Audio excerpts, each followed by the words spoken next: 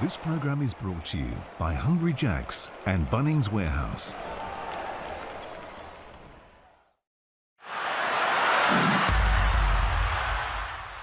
The NBL is absolutely flying, and I'll tell you what else is flying. My Bet With Mates group, my NBL Bet With Mates group is airborne at the moment, and yours can be too. All you need to do is get your mates together, start a group, bet together and share in the moment. And what you do when you have those nice wins, you share with the emojis. You get some of those smiling, some of those cash bag emojis. That's what you got to do on the NBL. So get involved. As I said, get your mates together, start a group, share the moment, bet together. It is fantastic. It's the way I'm enjoying the NBL this year. If you're doing so, gamble responsibly.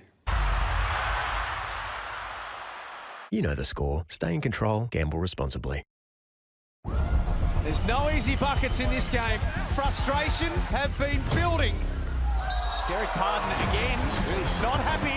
Calm down, brother, calm down. And then he takes it at Magnay, who says no. Will Magnay's back, ladies and gentlemen. It's starting to really simmer. And Brown Jr. whistled for foul number 4. Josh Majette wants it upgraded. Little scrap after it, and Josh Majette not happy, and frustrations have been building all night long. Monty Mayor has grabbed the official, and it looks as though from within the crowd someone has thrown something. Scott Roth, look at that. Well, he's angry at his bench. New Zealand have beaten Tasmania, and they wave goodbye. That was it.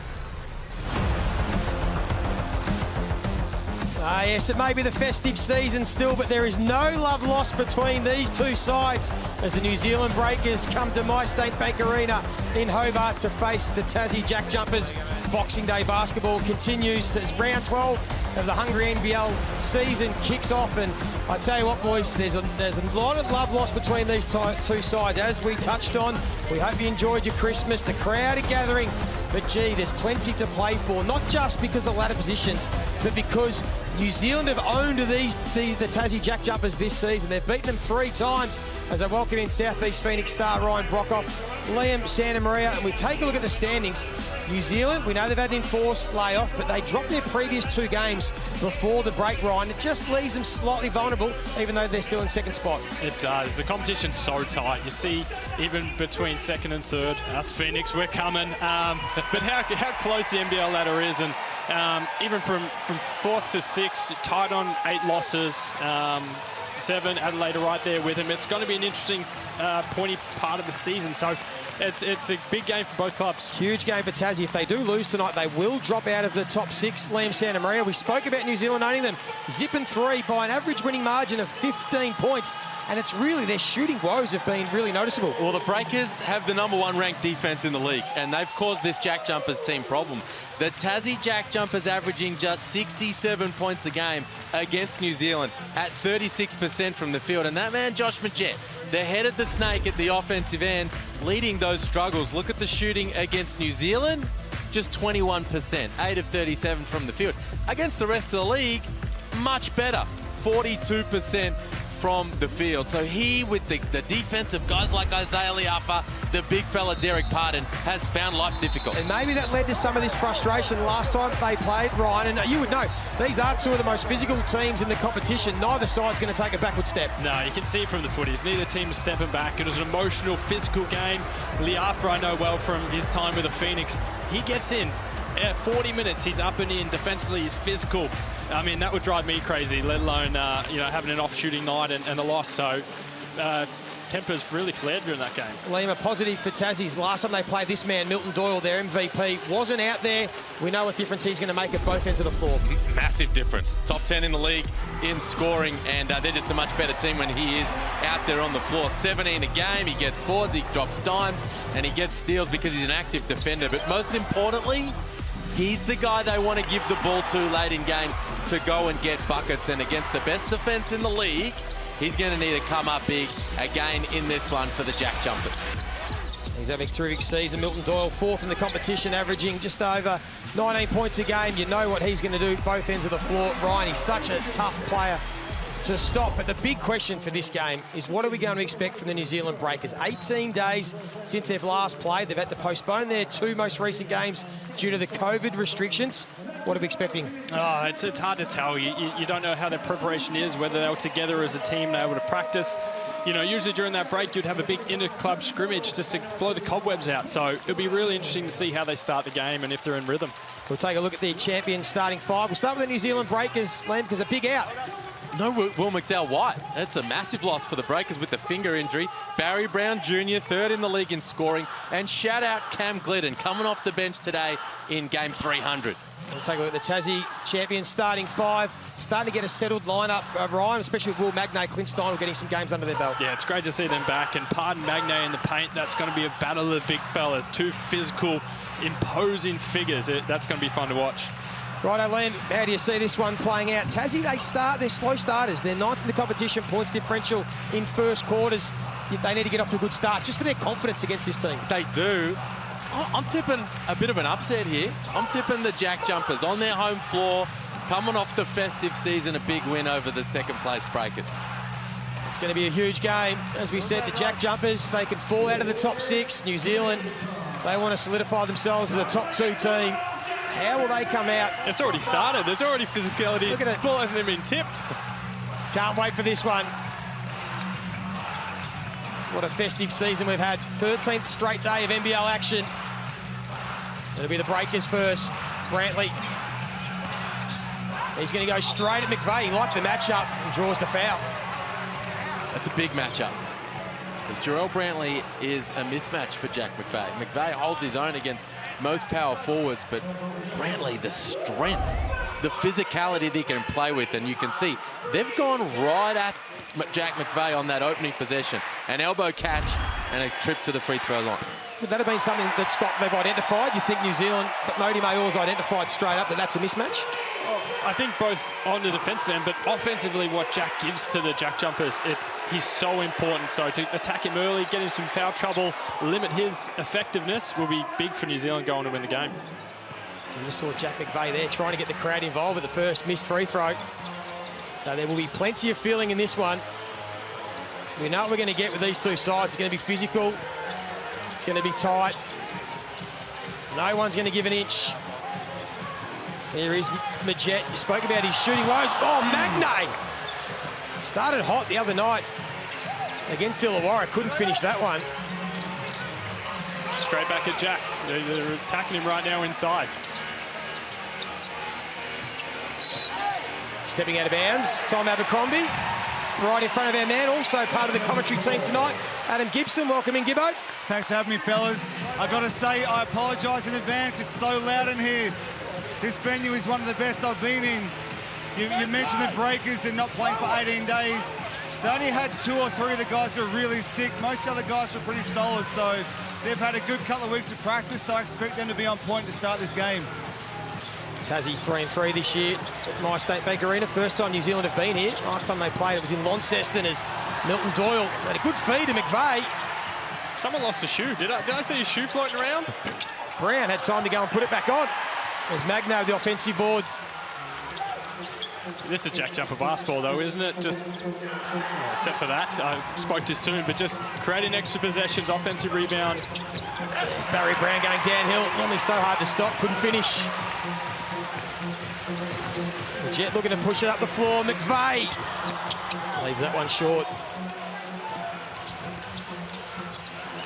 Feels like both teams have a bit of adrenaline early in this one as Brantley lets it fly. And a foul off the ball. Early foul on Derek Pardon. That's it. It's always one the Breakers looking to avoid. You know, he's so important to them at both ends of the floor, but does have the potential and the tendency to get into foul trouble. But the physicality from the Breakers defensively, these opening few possessions, right on point. You talk about not giving an inch. Every cut and every catch is difficult for Tassie to begin this one. Well, they've averaged 67 points in their 3 meetings this year against New Zealand. Just have not been able to get anything going. Shooting 36% from the field, only 22% from three-point range. So they've found it hard offensively, the JackJumpers. Can they get something going early? Steindl trying to find his best basketball. Magnay wanting to be aggressive. That's a strong move on Pardon. Great take. Will Magnay getting it done off the bounce. Not something you see too often, but love the aggression and the confidence from the big fella right there. Here's Brantley again going straight at McVeigh. Yeah, back to the first play of the game. And that's huge. 2 early fouls on Jack. That's going to send him to the bench. Take a look at the Amy replay at one end, yeah. There's the take from Magnay. Good strong take on Pardon, who'd already picked up a personal. So he just gave him an extra little gap at the finish there. And then, yeah, the foul from McVeigh. 2 personals. The positive for the JackJumpers, they're actually bringing in a guy who's a better matchup for Jarrell Brantley. Rashad Kelly to come in and play that 4 spot right now might just make things a little tougher for Brantley to play bully ball down low. McVeigh does go to the bench. Brantley makes the first. As we said, New Zealand, December 8 was their last game. But remember, they'd lost their previous 2 at home. They lost to Sydney by 7 and Perth by 8. So they need to just discover their best basketball. The JackJumpers, of course, had a comfortable win on Thursday night against the Illawarra Hawks by 27 points. Here's Majet. It'll be good for his confidence to get something going, and he'll get to the stripe. Nothing better than for a shooter than to see one drop early and get to the free throw line as well. It's just a calm shot, no defenders. You can find your rhythm. This would be big for his confidence. You see on the Amy replay, starts screaming out to draw the whistle as he feels the contact from Tom Abercrombie. Any thoughts, Liam, on why Josh Majet's shooting numbers are so low against this team in particular? Because the rest of his numbers are pretty good. This is a really tough defensive team. Number 1 in the league for defensive efficiency, the Breakers. And, you know, you've got a guy in Derek Pardon, excellent at guarding the ball screen as the big. And you've got a guy in Isaiah Liafa, one of the best on-ball defenders in the league. So the combination of that has made life tough for Majet. And I'll tell you what, boys, if you don't mind, tonight in the house, have a look at this. Their Royal Highness are here at My State Bank Arena. Frederick and Mary, the Crown Princess and Prince of Denmark. There is Princess Mary, a former local. And we believe she played some basketball in Hobart as a junior. That's what we're hearing. Yeah, growing up in Hobart, in Tassie. Great to have them in the building. That's star power, Rowdy. Absolutely. Royalty in the house. As again, the Breakers will get to the free throw line. Physical game to start. You know, plenty of trips to the free throw line. Just what we expected when we're coming in tonight. Derek Pardon. I know you're a big fan of his, Liam. Love it. Is he your favourite player in the league? I think he is. Yeah, I've missed him for these last few weeks, I've got to be honest. Rowdy's shaking I'm his head. sitting right next to you, mate. It's an easy one. I just love the way he goes about it. You know, we've seen you in the league for a couple of seasons, Rowdy. He's a shiny new toy coming in this year. And he's just such an elite operator at both ends of the floor, and I just love guys who know their role and stay in their lane. He hasn't taken a shot outside the paint all season long. For a guy averaging double digits, shooting 70% near on from the field. Just an extremely efficient operator. And 3rd in the league in rebounds as Rashad Kelly gets to the basket. Bounce back to a bit of form the other night, Rashad Kelly, after a couple of quiet games, so he's looking to continue on that form. Here's Liafa. Lets it fly, the first 3 of the night. And he's got a big role to play, as you said, without Will McDowell-White tonight. Yeah, that's a huge loss. What Will brings offensively, getting guys involved, another great on-ball defender. He's going to be missed tonight. We'll see if Taz is able to take advantage on the offensive end. And Kelly knocks down the 3-ball. Hasn't been his strength all season, but that's good. And they get up the floor.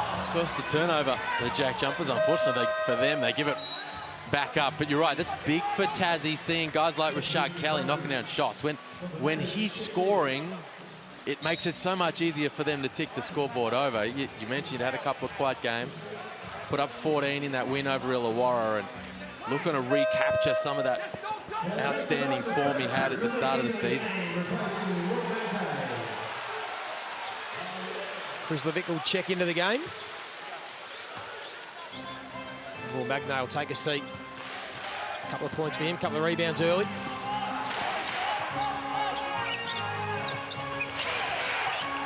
West New Zealand 2nd on the ladder. Just want to keep the rest of that teams at bay. Again, Brown misses the layup. It's a couple of him early. Ball movement finds Majet wide open in the corner. He's halfway down. Ferdanovic. Harden couldn't bring in the offensive ball, but he'll keep possession for his team. Good hustle. Well, he's a handful on the offensive glass. Leads the league in offensive rebounding, Derek Harden. Won't get credited with one there, but he won it back for his team. And they are going to have to put all kinds of bodies and attention to him to prevent extra possessions for the Breakers. New Zealand, number one three-point percentage in the competition. They go to Harden this time again, down low, gets the finish.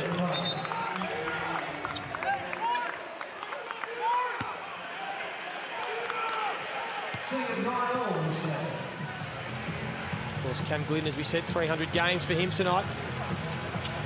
Wonderful career, we'll touch on a little bit later. Checking of the game, McDonald. Kelly. A bit long on that one.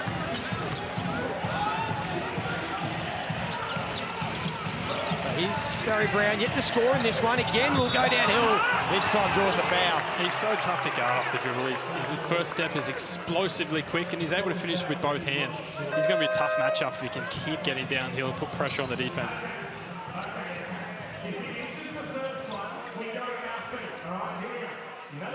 Yeah, it's remarkable how aggressive he is when he's out there on the floor. I mentioned he's third in the league in scoring.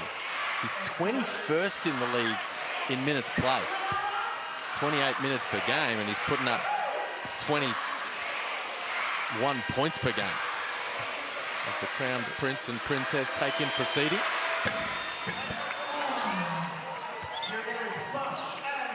Averaging almost 21 points a game, Barry Brown on 46% shooting.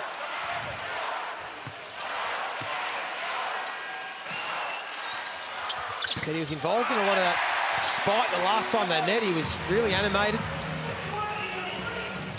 He was public enemy number one. He was. Egging the crowd on. Glidden in for his first minutes in big 300. Kelly kicks it out to Majet, who gets to his spot. Just a bit long on that. Prislovic, though. Offensive board. Gets his first points of the night. That's another guy, always aggressive on the offensive boards. Only plays like 10, 12, 13 minutes a game, but picks up one or two extra possessions every game. Comes out, knows his job, and gets it done. Yeah, you love players like that. You love playing with players like that. Guys who know their role, come in and play it every night. Bring the energy every night. There's Milton Doyle, just taking the one shot so far in this one. Prislovic wants to go back there again. Kelly, another offensive board. And he's got 7 quick points. And Modi Mayor calls a timeout. Well, they've been racking them up, the Tassie JackJumpers. That's 5 offensive rebounds, a whole bunch of extra possessions, and as a result, they've got their nose in front. A good start for the JackJumpers. As we said, they know they've struggled against New Zealand the last few times they've met. The big issue, as we spoke about for New Zealand, is this 18-day layoff. They've missed a couple of games with the COVID restrictions. Pre-game, Adam Gibson caught up with Barry Brown on that 18-day layoff. We've been preparing. We've been you know, we got a good group of guys, and we've been continuously staying in the gym and staying ready and practicing and just doing as much as we can to stay ready. And we're here now, so.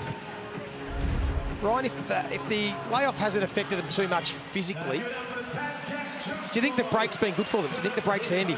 Oh, it's always good to refresh the body.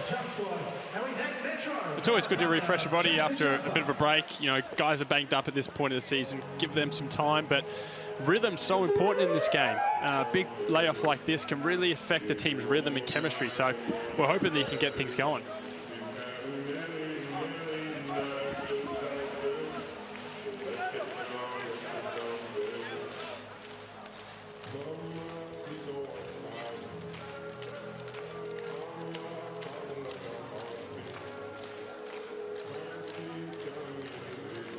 Tasmania by 3 points.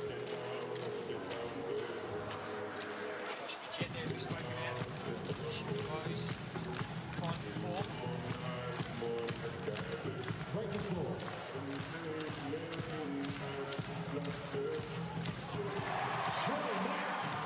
4. Big turnover there, yeah.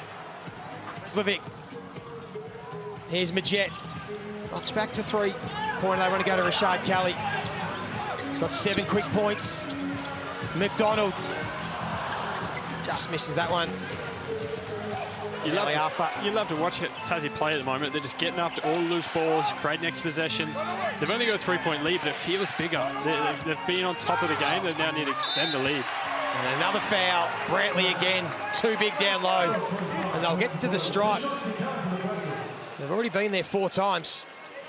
You got the mismatch down low, Brantley, so you can hear Moni Mayor in the background saying, go to work, go to work. Wanted to pound away there at Milton Doyle, and he's giving them problems down low, Brantley. The size, the strength. He's back to the free throw line. Adam Gibson, you're able to speak to a few of the Breakers pre-game. What have you made of this 18-day layoff? Yeah, look, they were confident coming into the game. Modi just called that timeout. He just felt like they were going through the motions. A lot of standing around on the 3-point line, so just wanted to settle them down, get them back to their basketball and lock into their scout on Josh Majet. So back within a point. We tick down to the 3.5 minutes left in this first quarter. Doyle. That's a nice sight for JackJumper fans. Milton Doyle, when he scores well, the JackJumpers play well, generally win. And hadn't troubled the scorers yet in this first quarter, and he's off the mark. Yeah, spot on, Glenn. When they win, he averages 20 points at over 40% from 3-point range. When they lose, just 14 points a game at just over 20%. So he is the barometer for the JackJumpers. They've got their energy up early. Majet lost his footing, was able to keep control of the ball. And they'll go back to Doyle, who this time wants to attack and then try to find Kelly in the corner. Well read by the Alpha.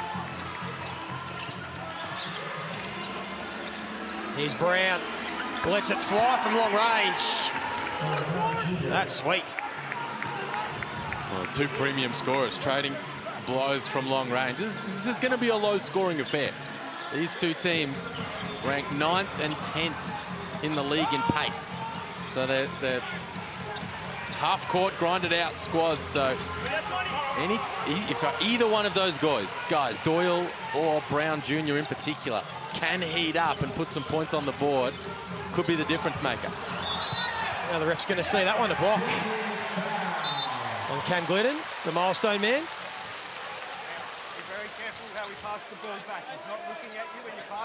Of course, Cam Glidden, the Commonwealth Games gold medalist.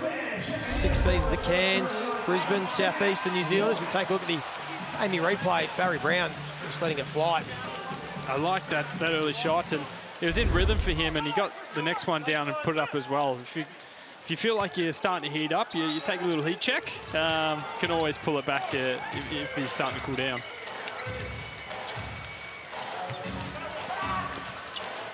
So 2 minutes left in the opener.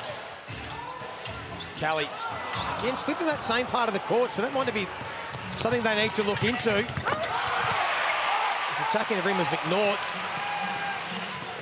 Couldn't finish, and now McDonald at the other end.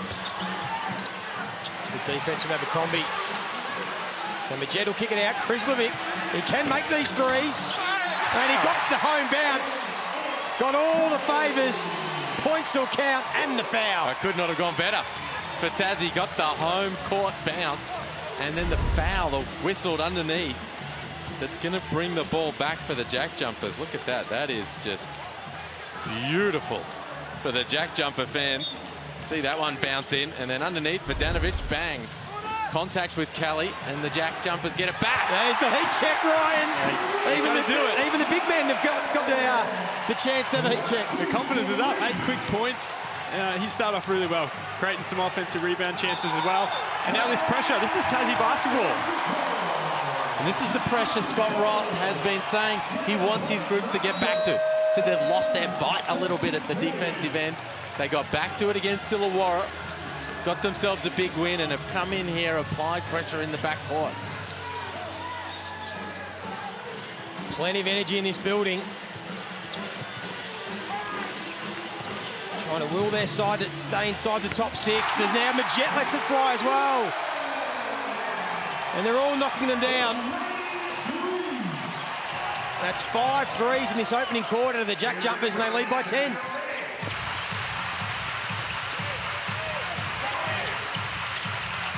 Breakers go back down to the big boys down low. Pardon just uses his strength, finishes with the left. Too big, too strong, took his time, got right to home base. Here's Isaac White into the game, he'll draw the foul. Get to the free throw line. Ill-disciplined foul there from Tom Vodanovic. Your team's over the limit late in the quarter here. And Isaac White's really going nowhere with the rock. So just reaches in right here unnecessarily. Gives up the personal, and White has an opportunity to tick it over at the free throw line. His second foul as well. That's, you know, it's important whether he stays in or not, but to send a player to the free throw line that's just checked in, a little bit cold, give them an easy shot just to get them in rhythm, it's a tough one. Isaac White, he's had a couple of good games, averaging 11.5 points his last 2, getting some good minutes, and of course Shaquille O'Neal. How good would this be, your chance to win the trip of a lifetime to the US for you and a mate to meet the great man? Flights, accommodation, and spending money included. Enter now. Not just meet, Joey. Party. Party with Shaq. That's a whole nother level. He separates himself as a bit of a DJ. And again, this pressure from the Jack Jumpers forces another turnover. And this is the impact right here of Will McDowell-White not being in the game. Because when they swing the rotations, Barry Brown comes out. Now McNaught's involved, the rookie in the backcourt there. Tassie did a really good job denying Liafa the rock, forced the rookie to handle it, slap on the double, turnover results. Yeah, they've forced 6 turnovers. They've had 6 offensive rebounds. They've 22 field goals to 11 to start the game. It's Tassie are on top. This is their kind of game, the possession game, and now they're just going to grind it out. As we said, they've generally been slow starters this season in their first quarters, but we're on 27 points already. Kicks the ball back to the Breakers. Late in the quarter. Liafa couldn't finish. Good defense from the Jack Jumpers, and they'll get the final possession of this first quarter.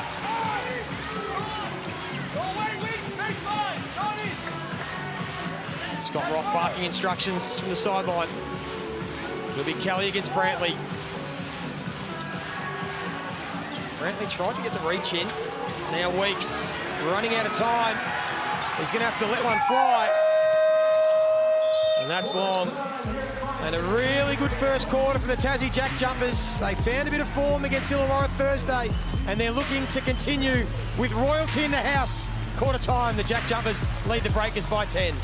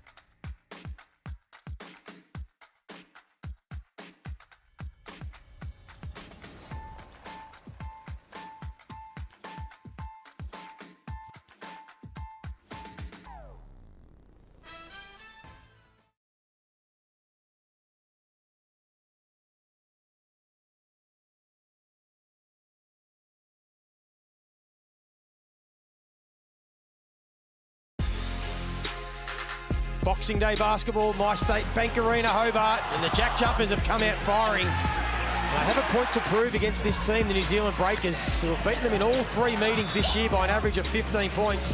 But Tassie, with that energy and spirit on the home floor, they've got a comfortable lead, Len. Outstanding start from the JackJumpers. Came out and shot the heck out of the ball. 5-11 from long range. And their energy and their effort. 6 offensive rebounds for the JackJumpers. Gotcha. None for the New Zealand Breakers in that opening term. Adam Gibson, you took a listen to the New Zealand huddle. Coach Mody Mayor, what do you have to say? Yeah, he's not happy with their press break. He thinks they're being soft and lazy, so just being more aggressive. Their offense is too helter-skelter. They want to go back to the post and post up Derek Parton in there. It's worked early for them, and they need to go back to it. So look for them to run a post up with Derek Parton right here. Here's Brantley. Liafa. Let's see if they do that. Here's Brantley again. Gets into the key. Easy bucket. Good start. That's where they're having success, in the paint. It wasn't Parton, but Brantley's been a handful down there as well. 7 points for Jarrell Brantley.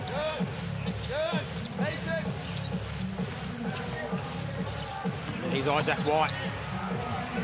Just gets it over the outstretched hands of Parton. That is tough. You love the movement from Tasmania, swinging the ball side to side, getting everyone involved, getting into the paint. And look, that's a tough finish, but he's made some tough shots.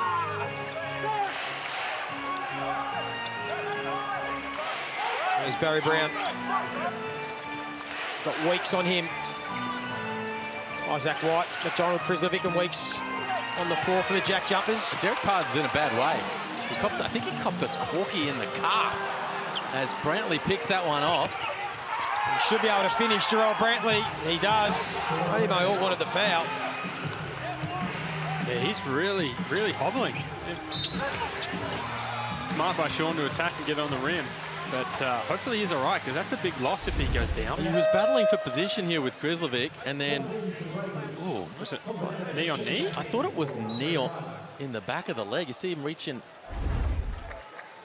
Either way, somewhere there, Gibbo will be all over it, but somewhere that lower limb, and he was struggling those last couple of possessions. So he'll go to the bench, take a break. Bogdanovic will check in. Well, big opportunity for Will Magnay. With no Parton out there, the primary matchup. The Breakers are a little small. They've got Bogdanovic now at the 5. And a chance for Magnay to use his athleticism as a lob threat and get after the offensive glass. Yeah, it might have been his ankle. I was just looking, and looks like he was pointing down to his right ankle, whether the knock forced the ankle to roll on the outside. Hopefully he's all right, but Magnay, great sub by Tassie, bringing the big fella. Really looking for him to make a big statement right now with undersized bigs guarding him. And no Rob Lowe tonight either for the Breakers. So lacking a bit of size without Parton. Liafa draws a foul.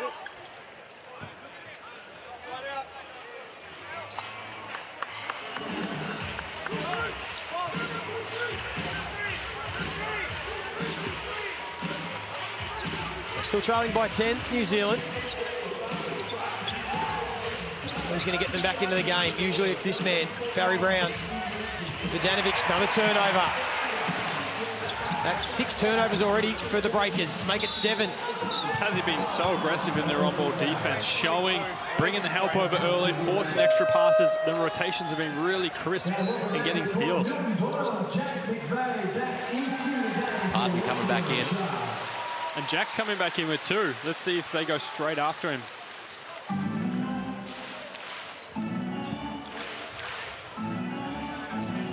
High turnover game. Already both teams committing 7 turnovers. That's a great shout, Rowdy. If you're the Breakers right here, we heard from Gibbo in the timeout, Mody Mayor wanted him to go back inside. Go right back at Jarrell Brantley and that matchup with Jack McVeigh. That's another turnover for the Breakers. Here's Doyle. Oh, just got a hand on that, Barry Brown. It's a good defense.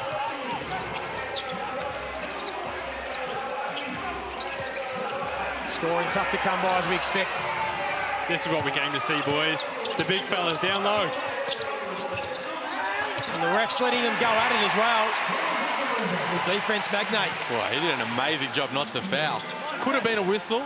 He was up in the air and out of position. They're letting him play. Dore wants to go straight back to Magnay, who draws the foul on Abercrombie. So that's where Moody Mayor, the Breakers, will feel a little aggrieved. The amount of wrestle taking place down the other end for positioning. And once Pardon had the rock. And then the same happens at this end of the floor, and Abercrombie picks up the foul.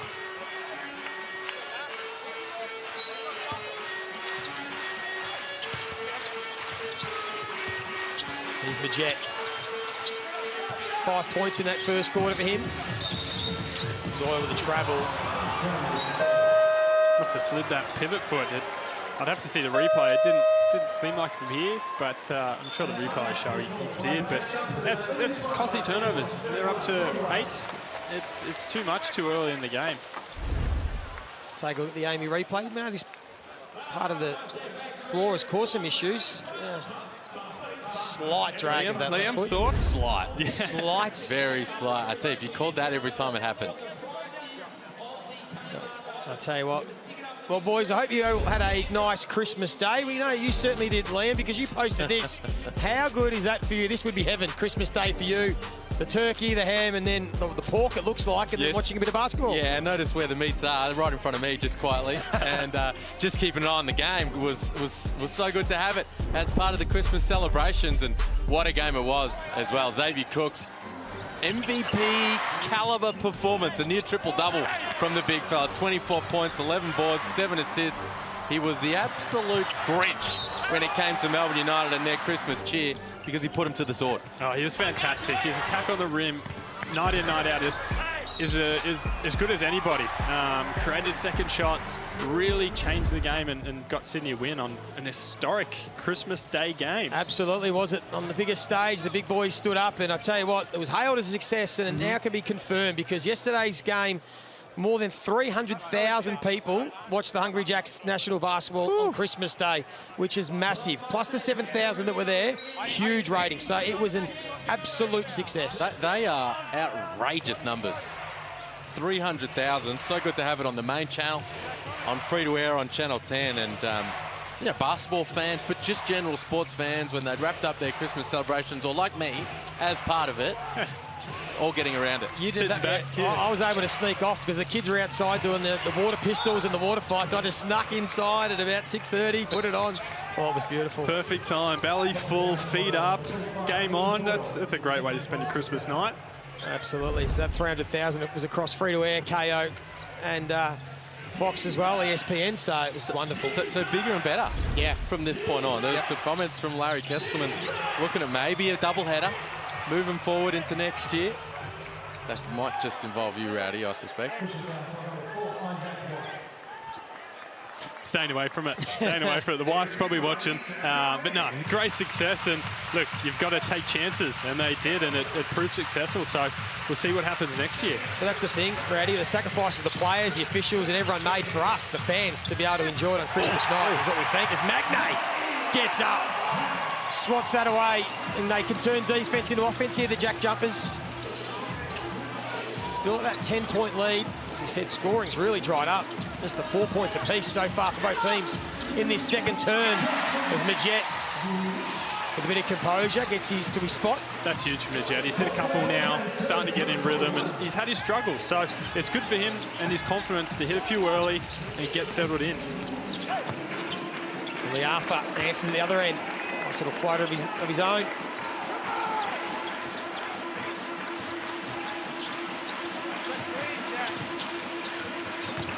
Magnay this time, kicks it inside and back out to McVeigh. Good defense from Glidden again. As McVeigh in the end did it the hard way, still counts. Oh, the spin. Don't see that too often from Jack McTray as he wheels and deals his way to the cup. Great rotations from the 300 again. Star Cameron Glidden able to get a hand on that shot, just couldn't come up with a loose ball.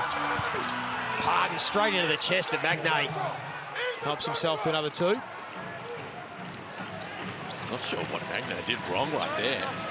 Just took the shoulder from Pardon and sent to the floor. Magnay again with a beautiful feed. Beautiful pass there from Magnay. Here's that bucket from Josh Majette a couple of possessions ago. This is how the Breakers are guarding Majette with the drop coverage. So this is the shot. We spoke about his field goal numbers. That's the shot Majette has struggled with at times, but he knocked that one down, and that is a beautiful find from the big fella. No ball pressure, so he was able to put it right on the spot. 3 on Vodanovic, 2. 3 in the first half. That's big. They're obviously a little bit small up front. Pardon's going to be called upon to play big minutes tonight. A game-high 12-point lead now to the JackJumpers. It's the Breakers that are struggling to score this quarter. Brantley, and again Magnay. Doing it at both ends of the floor. Just protecting the house. Defending the island, Will Magnay. Sent a couple packing last time they played the Breakers and had a few words to Derek Pardon. And that's his second block here in the first half. Great wall up, and then bam. And they get the ball back. I need a second look at that, but that's huge. To be able to block a shot and get the ball back. His defense and his pressure around the rim and his ability to change shots, it's one of the best in the league. It's great to have him back and looking fit and healthy. Really starting to build into the season now. Will Magnay after that late start, and again. We're at the same play almost.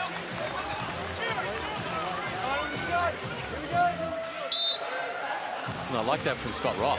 Go back to the well on a play like that, and they catch the Breakers napping off the inbounds. Let off there for the Breakers. That would have really hurt Mody Mayor.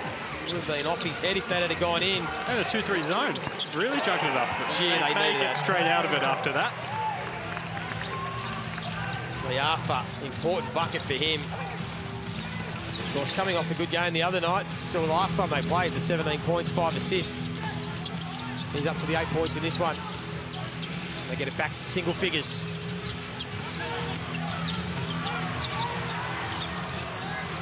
Doyle Liafa. This is personal right here. Good defense from Liafa. Well, I just don't think that's going to get it done. He's one of the best in the league. He and Isaiah Liafa really are guarding the ball in those types of situations, and you're just not going to get a good look. Yeah, most teams would look at that with a size mismatch, thinking it's an advantage for the offense, but Liafa's so strong, you just can't move him. You can't get to a good spot. He forces you in a tough one like Doyle took. There's Liafa again, lets it fly. And now Majette wants to go to Doyle. Here's that matchup again, one-on-one. Doyle on Liafa. Well done again, have to kick it out. Majette gets to his spot, couldn't get that to fall.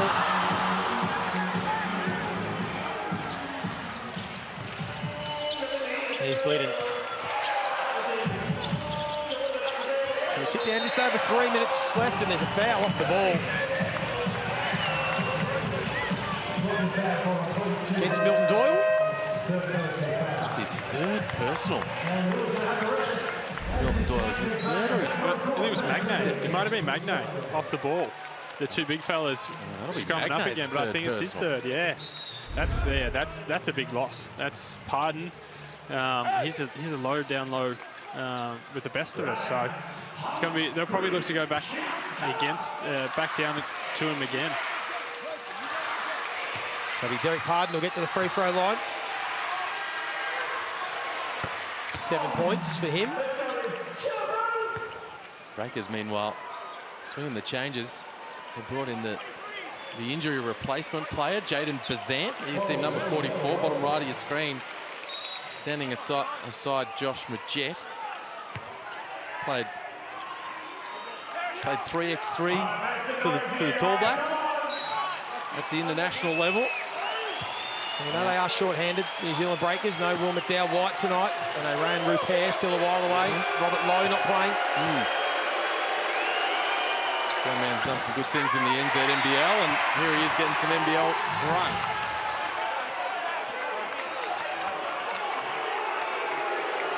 I don't like the call, the fans. It'll be another 2 free throws. Behaviour warning. Behaviour warning on bench. We heard the behaviour warning against the Tassie JackJumpers bench. All this does is bring in the Tassie fans. They're getting loud. They're going to bring some energy. You expect Tassie to settle it down, find their rhythm again, and they just haven't been able to score in the second quarter. So find some open shots, get some offensive rebounds, and get their rhythm back. Brantley, the first player in double figures tonight. Speak about Milton Doyle and the effect he has when they win and lose. Same for Gerald Brantley. When they win, he averages the 16 points, 6.5 boards at 54%. When they lose, just the 10 points, 4.5 boards at 37%. So he's a barometer, Mr. Gerald Brantley, and he's got the 10 points in this one to lead everyone on the floor. Here's Majed again, getting to that same spot. Couldn't finish, and they'll keep the ball. That's the shot. That's the shot everybody's given Josh Majed this season. You want to run him off the arc, play him for the pass. So stay at home on everybody else. And if he wants to shoot mid-range pull-ups and short-range floaters, teams are saying good luck to him.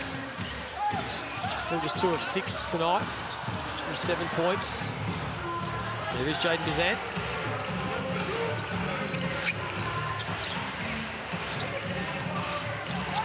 Barry Brown, just the 4 points for him. Quiet for the third leading scorer in the competition. Throws the lob to Pardon. Good defense from Kelly.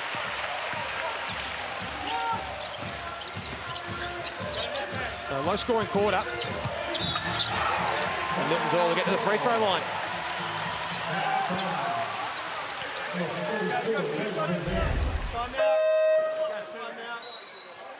See Milton Doyle there, the Amy replay.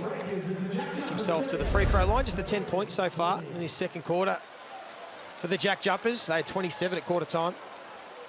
Yeah, it's been dry for both teams. 13 for New Zealand, 10 for Tassie. So it's the grind that we expected playing out here in this second term. Of course, boys, you touched on the milestone man there, Cam Glidden, 300 games. Well, he caught up with our own Adam Gibson pre-game. Yeah, I mean, it means a lot. I'm very thankful for the people that have helped me out to get here, obviously, and very proud of getting here. I mean, coming into NBL, I never dreamed of this, and I'm happy I've got here.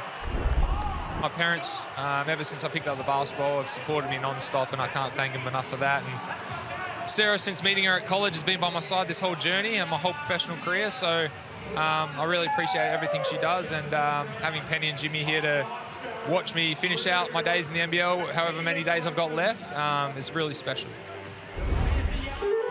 Fantastic player, fantastic 300 games. Underrated for his time, his ability to shoot the three. Defensively, he's been great, being able to get steals and deflections, and an even better teammate, an absolute larrikin. So it's great to see him pull up the 300.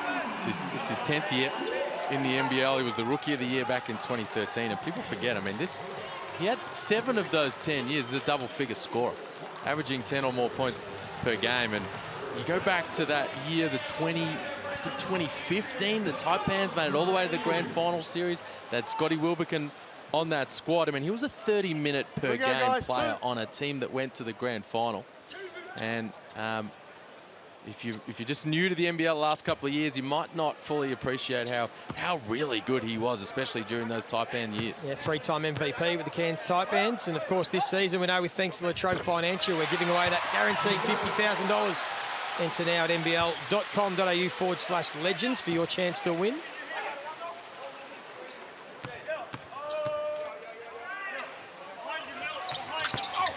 Doyle misses the second, and they'll get the offensive board again to break the JackJumpers, I should say. It'll be Krislovic. 3, yeah? Did you have the foul? 3? Yes. So those offensive boards are starting to add up now, Ryan. 9-1 in favour of the JackJumpers. And that's such a strength of the Breakers. Pardon leads the league in offensive rebounds. They've been able to do a great job defensively, wall up, force tough shots, and then finish off with rebounds. It's sort of the difference in the game right now. The turnovers have evened up. There's still quite a few, but the offensive rebound extra possessions have been huge for Tassie. Meanwhile, they're so stingy down the other end. I mean, New Zealand are 3rd in the league in offensive rebound percentage, but Tassie are 1st in defensive rebounding percentage. They block out. They're so fundamental. They block out as a team, and they finish those defensive possessions. They've done a spectacular job of that in this first half. It's the physicality that Tassie play with. They're not going to give an inch. They all know their roles. And another turnover. A costly one. A simple one, it looked like.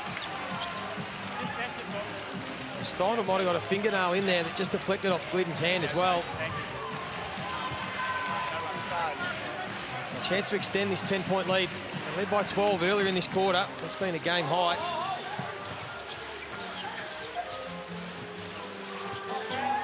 Here's Milton Doyle. Glidden guarding him. Shot clock a single figures, so pulls it back out. Goes straight at Brantley. Great offensive move. Milton Doyle, he's up to 8 points. Barry Brown quickly gets the ball going at the other end, draws the foul. You can hear Marty Mayor, the Breakers head coach, making all kinds of noises in the background. He feels like they've been robbed of some free throw attempts. They've had 14 of them, which is a fair chunk, but he feels like there's been a few that have gone unwhistled. So he was hollering like crazy before the contact there, trying to get the referee's attention.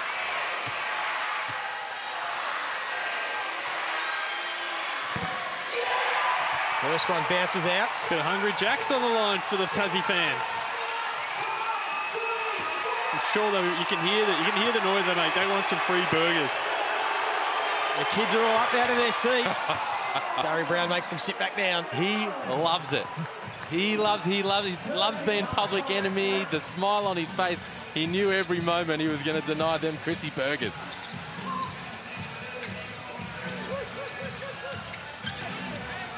Here's Steindl. Wants to get to Kelly. A really strong start in the game. And Krislovic, he's just putting together a terrific game. 12 points for him, the leading scorer on the floor. And the pressure, the full court pressure, another turnover. Oh, why not? Oh, would have brought the house down.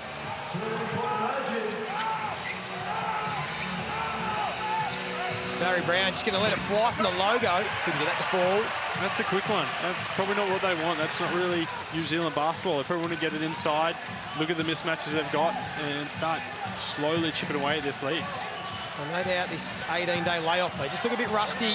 New Zealand, that should be a foul on Rashad Kelly. No, it'll be New Zealand ball.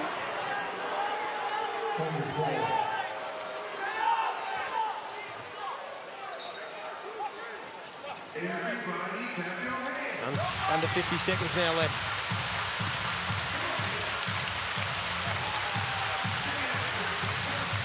Barry Brown will take control of the ball. 2-for-1 opportunity here. Let's see if they get up the shot. You're looking around 34, 36 seconds around there to give yourself another opportunity to get a bucket. Great cut. Really good offense. Rashad Kelly, the players thought they had the block. Foul called. An interesting one. The officials, if you get contact with the ball up top first and then there's body contact, they're going to let that go. And 23 fouls called in this first half. Abercrombie gets his first points of the night. He's played a couple of minutes against Sydney a few weeks ago. Tom Abercrombie. It's great to see him back as well after that. That awful eye injury pre-season. That's a scary one. So it's good to have him back, an absolute champion here in the NBL. The Jet pulls the ball back out. Shot clock down to 6. Krislovic helped himself to a wonderful first half. 14 points on 5 of 7. It'll be Barry Brown who's going to let it fly. And did they need that, the New Zealand Breakers, just to get a little bit of momentum going into the halftime break? They've had their struggles, and they get within 10 points. But the Tassie JackJumpers and Scott Roth will be mightily pleased with what they've done. But, geez, that's important. How much did he enjoy just quietening down and sitting down All the Jack Jumper fans, bam, right on the halftime buzzer, and he cuts the margin to 10. They needed that. Scoring had been drying up for them this quarter. And we'll get down to Adam Gibson, who has Josh Midget with him. Josh, great start, 46 points in the half. You must be happy with that.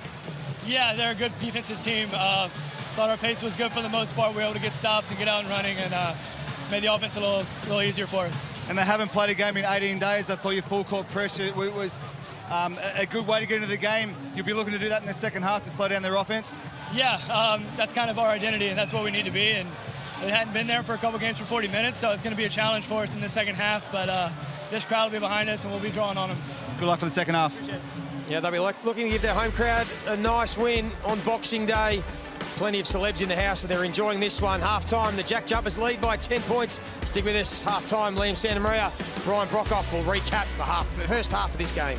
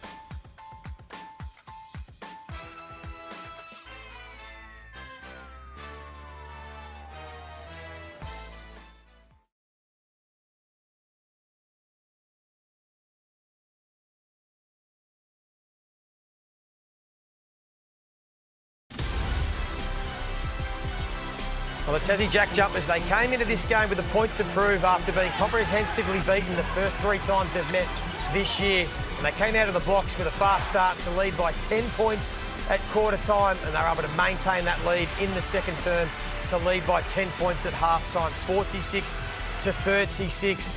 And again, it's been built off the back of really their effort, their intensity, and the defensive end. Liam Santamaria, Ryan Brockhoff. Been getting it done defensively. They limited New Zealand to 17 in the first quarter. Tick that box, and they limited them to 19 in the second. Tick that box. You keep them under 20 every quarter, you're probably going to win that game. So really good effort at the defensive end. Look at the shooting percentages, sub 40% from the Breakers thus far. They've been getting to the free throw line, but they've left a couple on that arc. And the Jack Jumpers dominating proceedings on the glass. And a positive for them, their field goal percentage. We spoke about their struggles against New Zealand in the past, shooting the ball much better tonight. Yeah, they've been able to get inside, get on the rim, create easy ones, and it's led to some open shots. They've still missed some open threes, but they'll be happy with the looks they've been getting. Well, an unlikely hero has been the difference for the JackJumpers in this first half. Fabian Krislovic averages 4 points a game in NBL23. He has 14 first-half points on 5 of 7 shooting. And with Will Magnay in foul trouble, he's had an important first half. Yeah, he's taken advantage of the minutes that have come to him. When Magnay was out early in the season, he was playing more and producing, but tonight he's been efficient. He's been able to hit some threes and finish around the rim. Rowdy, if you won't say it, I will. It's been fabulous. The big fella, what a first half. 14 points, 5 of 7, highly efficient from the field, and he's been getting the job done on the glass as well. And as you say, with Magnay in foul trouble, Krislovic doing all the hard work and knocking in a couple from long range as well. Well, I'll tell you what was fabulous, boys, and that was the Christmas Day game yesterday between the Sydney Kings and Melbourne United. A historic occasion. Over 300,000 people tuned in across all formats, and it was a wonderful game. It was terrific, but again, the Sydney Kings, they've got Melbourne United's measure. Big game, big stage. They flexed their muscles and showed why they are the team to beat this year. Well, Xavier Cook's in uniform. Their best player, their MVP candidate, Rajan Tucker, was spectacular. But with no Chris Goulding in uniform for Melbourne United, they were always going to be up against it. And look, Sydney dominated for most of the game, and then it got tight, and then they pulled away. But all in all, regardless of the result of the game, just a fantastic initiative by the NBL, and the league has got on the front foot and is playing on Christmas Day now.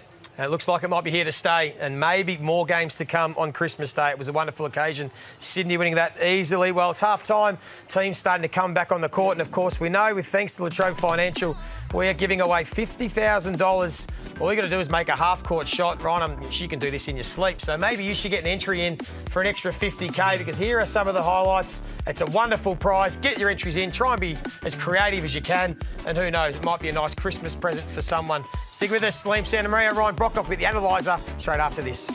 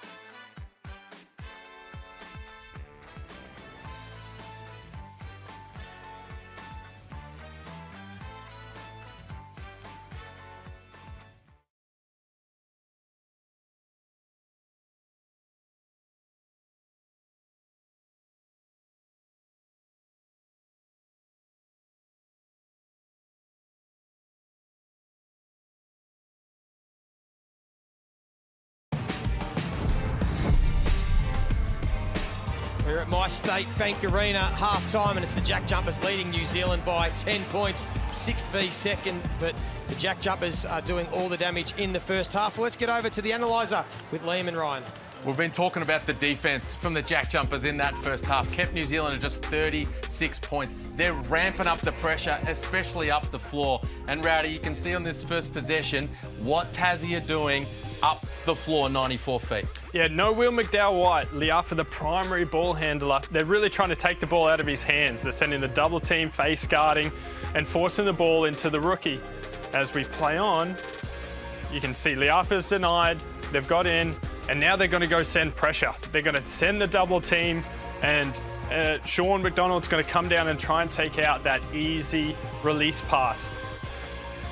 He didn't give it up straight away. He forces a long pass down the line. That's the one that you're kind of giving up. It's a 50-50 pass.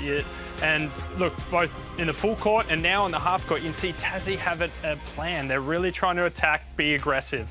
And then off the ball, keep an eye on Sean McDonald here and Jared Weeks. The way Sean McDonald comes across early to defend against the roll man here, and then Weeks in the passing lane picking it off. The JackJumpers up the floor in the half court, getting it done defensively.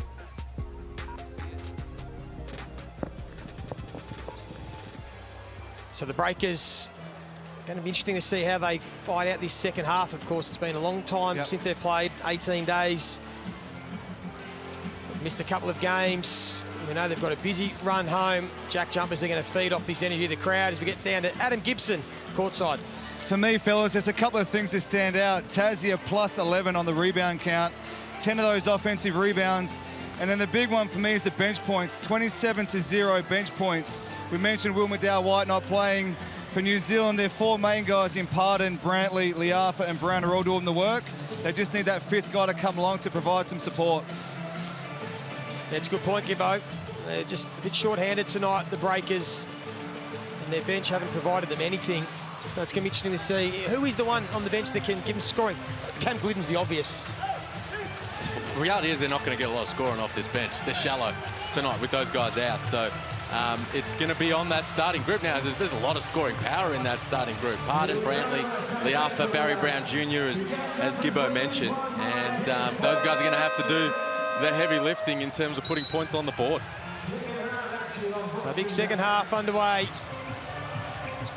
The Breakers lost their previous two games, so they don't want to lose 3 in a row and just start to slip back into that logjam through the middle part of the ladder. And the JackJumpers know how important this is because they will slide outside the top 6 and they'll get the perfect start. Clint Steindl. Easy bucket, his first points of the game. That's that early rotation. They're coming across, sending extra defenders into the paint, trying to keep the big fella from rolling deep and finishing. They've been able to turn defense into offense, which has been lacking for Tassie through the season. Like Barry Brown, the igniter in this second half for the Breakers. 8 points for him. 2 of 7 shooting. Brantley, we know, an important role. Another turnover. So a sloppy start for the Breakers, and Milton Doyle couldn't quite make them pay. Geez, you couldn't ask for a better start from Tassie. 2 turnovers, 1 layup. Could have been an and 1 there. They're rolling. Defensively, they look active, they're aggressive, they're getting their hands on balls, and New Zealand just a little out of rhythm. Whether that break, that 18-day break between games is now starting to have effect. Well, that's the question now. Are they a bit rusty? We didn't know pre-game what they would look like. It does look like they're off the boil a bit.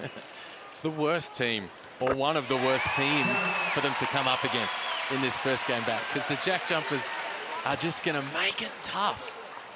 And so the implied pressure there, Barry Brown Jr. forces him to cough it up. So if you are a little rusty, the JackJumpers are a squad that are going to put a microscope on that and take advantage. And now back to that full court pressure. Milton Doyle into double figures. It's a game high lead, 14 points. So New Zealand are going to have to find some answers. Liafa. Oh, creative. I think he was looking to jump down, but forced into the make. But that full court pressure, it's not always to get turnovers. Sometimes it's just to run some of the clock, force New Zealand out of their offensive sets. And Look, sometimes plays like that, but they'd be happy that they forced him out, didn't let him get inside. Oh, that's a good finish. That's a good pick and roll offense right there, and forced a turnover. Yeah, they do get the turnover, as you say, Rowdy. A lot of time what they're trying to do is just force the ball out of the point guard's hands, make someone else carry it, just to create a bit of chaos and disorganization for your opponent. And so they're trying to keep it out of Liafa's hands, force someone else to carry it, and there the turnover results. Yeah, most teams run through their point guard. They have them to set up the offense, to get the team into position. So you take it out of their hands, force someone else to bring it up, usually the four-man, and it just leads to a bit of a rushed offensive possession. Foul there will get Majet to the free throw line. The depth of these two sides are going to be a factor as well. JackJumpers have 9 scorers in this game, just a 5 for the Breakers.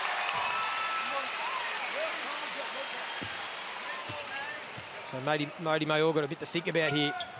Yeah, 3 on Liafa, and then on the other side, Magnay and Doyle both have 3. It's been a physical game. There's been a few fouls called. They're going to have to be a little bit less aggressive, play a bit smarter.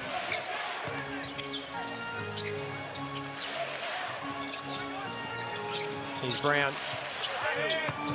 Brantley. The defense from Steindl. Backs his way in, uses that strength and that bulk. And gets himself to 12 points. Took his time with it. A little help from McVeigh coming down off the wing, but Brantley took his time, found the gap, got to that little righty hook. Oh, an easy lane there for the Jet. We're disappointed he missed the layup, but he gets fouled anyway. It looks like every possession they're just getting on the rim. They're able to penetrate. They've got some steals and got out in transition. Everything's been on the rim, being able to draw fouls, get to the free throw line, easy buckets to start the second half. And we know it only gets tougher from here for the New Zealand Breakers. Those games against Perth and Brisbane have been rescheduled, which will mean after this, from January 4, they'll play 5 games in 12 days. It'll end up being 7 in 19 days. Well, so fortunately, that's just the reality of it. When you miss time because of the COVID situation and you fall behind in your games played. I mean, it impacted your squad, Rowdy, and with the hectic schedule ahead of Christmas, and now it's going to impact the Breakers as they need to squeeze a bunch of games into a short little period. It'll help them find their rhythm anyway. That many games that quickly, you're going to develop a good rhythm, and it's all about just sort of maintaining and monitoring minutes and keeping guys as fresh as you can during that period. Here's Doyle looking to be aggressive. Good defense from Barry Brown Jr. And they get the ball back. I think the issue for the Breakers during that hectic schedule, though, is if they don't have all their bodies on the floor. Like, that's why it was an issue for you guys, that Christmas Eve game, and you didn't have all those guys in uniform. It had been so many games in a row, and it becomes tough. So if they've got Will McDowell-White here going to miss a few games, that's going to be a problem for the Breakers. That's a big one, and Rob Lowe as well. That's another important piece. He provides scoring, can shoot from the outside for a big man, and provides another big body to give Pardon a bit of a break.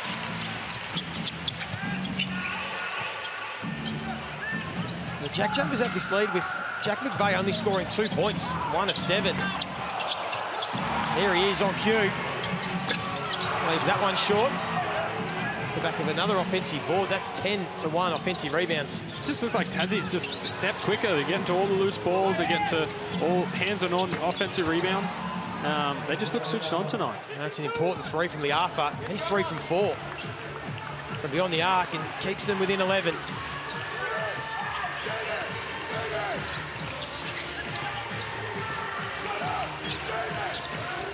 Magnay wants to get it to Doyle. As the youngster on him, that's a good find for Magnay.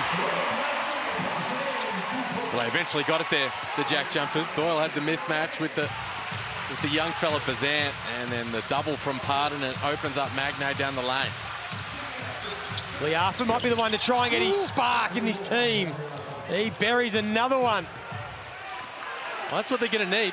You're going to need Liafa, Barry Brown Jr. Those two in particular lighting it up. They're going to fight their way back into this thing. Up to the 16 points, Liafa. 21's a season high. And the Jet just puts the moves on Bazant, gets it into Magnay again. Back-to-back buckets. Bazant did such a good job for 22 of the 24 seconds. Forced over the screen, chased well, just fell asleep at that crucial time and gave up a lane to the bucket. And Majet's so good at finding the big fellas. Now for this time, could get the fall. Magnay may have walked on that rebound. The umpire let that one go, the ref. Here's Magnay again. They're going to go inside for a third time, and he draws the foul. Well, that's what happens when you throw that coverage at Milton Doyle.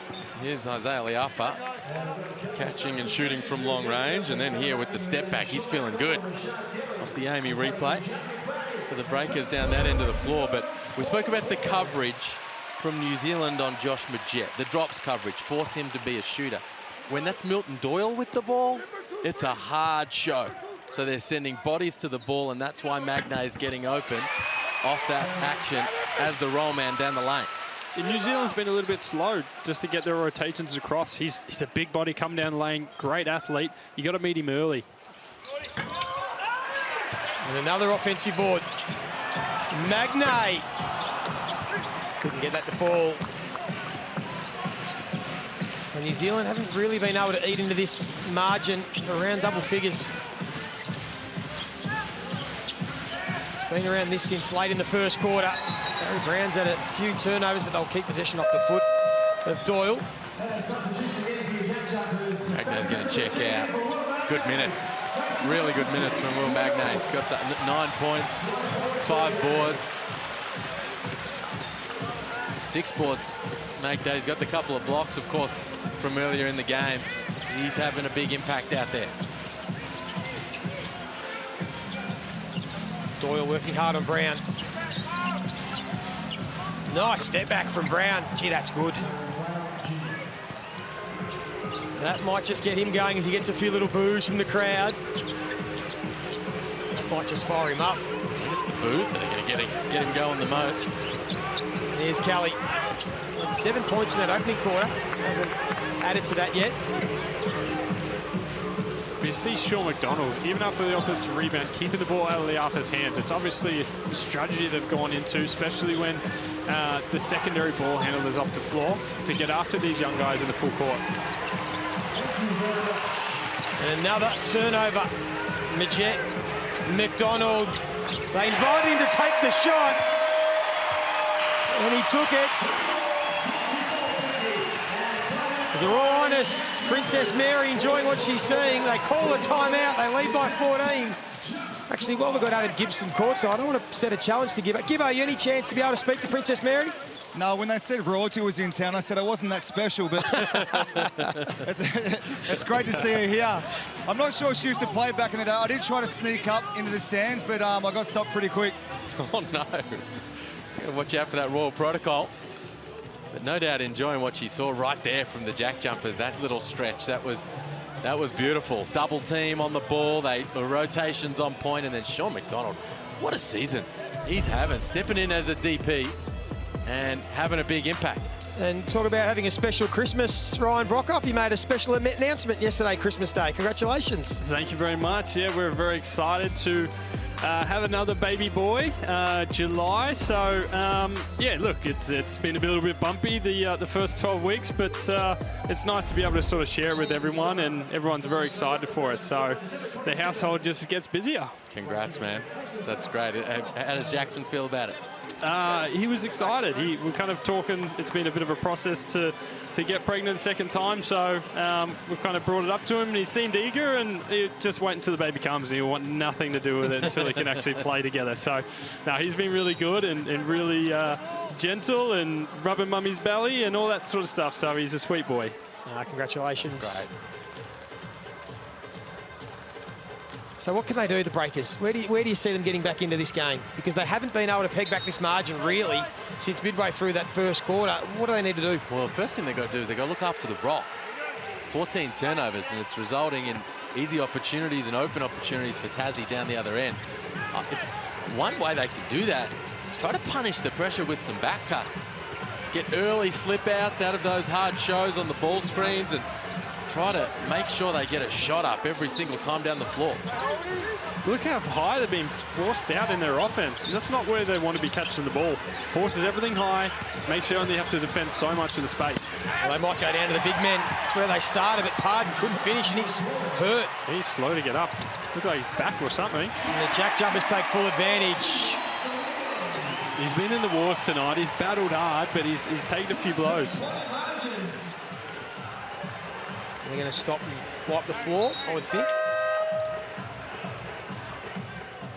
So game high 16 points now. Take a look at the Amy replay. Fighting hard for the rebound. Lost his footing.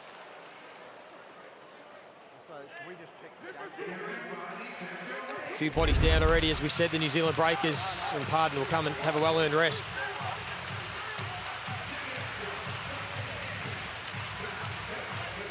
Of course, their next home game will be Wednesday, January 4 against the Perth Wildcats. They do get a few days rest after this before their hectic schedule starts. Hopefully get a few bodies back.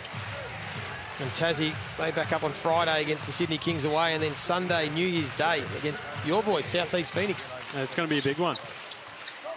They might be starting to find their best form again, the JackJumpers. After a couple of losses, they had the good win against Illawarra Thursday. And they've been playing some of that JackJumper basketball tonight as Glidden gets his first points in game 300. That was much better. The pressure release pass out of the double there for the Breakers, and find an easy bucket behind the D. Yeah, great cut. Just something easy to get yourself into the game, settle things down. Now they need to stop. Now they need to, and also get a defensive rebound, because they've just been getting killed by Tassie on the boards. Krizlovic just couldn't quite get that to fall. He said the 14 first half points for him.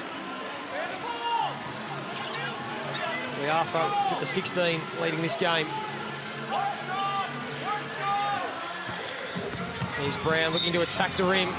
Draws the foul, couldn't get it to fall. That's what they usually do so well, Tassie. Square up, slide their feet, and stay in front of the ball. They don't usually give up this. A little turn the corner and a driving lane that results in it. An opportunity to get to the free throw line. This season, with thanks to MG, we're giving away a brand new MG ZSEV electric car valued at $44,990. All you got to do is enter now, nbl.com.au/winmg to win that bad boy. Easy as that. That's it. Now Berger's back on the line. Here we go. Crowd's into it. This is what he loves. Oh! You hear the crowd go crazy. And they're out again. There you go. The code is smile, and the kids will be smiling. The man they've been booing all night, Liam, has just given them free cheeseburgers. That's what he did when he denied them first time round, Barry Brown Jr. at the stripe. Keep your eye on social media. I think there's going to be a few thank you Barry Brown Jr. tweets when those burgers get picked up later tonight. Now I've thought about it. And then drew the foul. I thought about it. Brown is actually in front. And it's got a correction. It is pass. They've changed it to pass. So all those in Tasmania, they want the cheeseburger. You got to get the correct code. So make sure you say pass. Nice little Christmas present for a few kids. Having a little rethink here on the initial call. Wasn't unsportsmanlike. They had a bit of a chat, the officials. They're going to downgrade it to a regular foul, saying the defender, Barry Brown Jr., was in front of the ball in legal guarding position. Normal foul. So bonus free throws here for Isaac White. Let's go.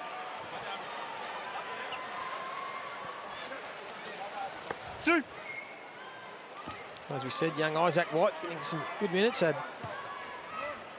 back-to-back double-figure games for him. 11 and 12 points, up to the 5 in this one. Appreciate it. One. We're starting to see a few young players across the competition really start to have some influence with their teams, aren't we? Perth Wildcats and Adelaide playing some more of the kids and giving them a spark. No doubt, right across the comp.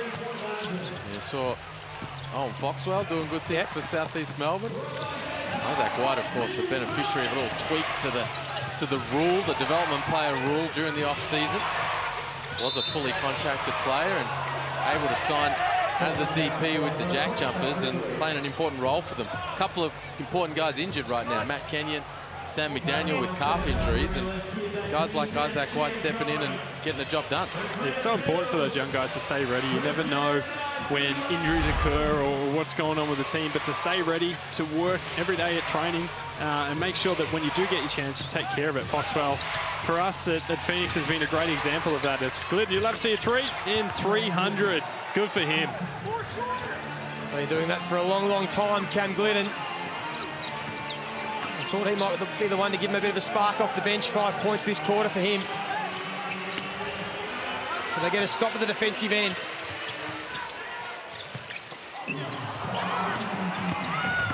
Majet in the right spot. Kelly. Brantley pulls down the board. A tick under 2 minutes left in this third quarter. Led by 10 at quarter time. The JackJumpers, they led by 10 at half time. And another turnover. Brantley infuriated. Oh my. Lets it fly, Majet. So frustrated. The Breakers here. Really important minute 40 here for New Zealand. Here's the knockdown for Cam Glidden, the milestone man. Been doing that for a decade in the National Basketball League, but for New Zealand right now, listen, you go into the fourth quarter down 13, 14, 15, it's probably too big a mountain to climb. But if you can get a stop and a score or finish this quarter off well and go in with a margin of around 10 or under, they will have a little confidence coming into that final term.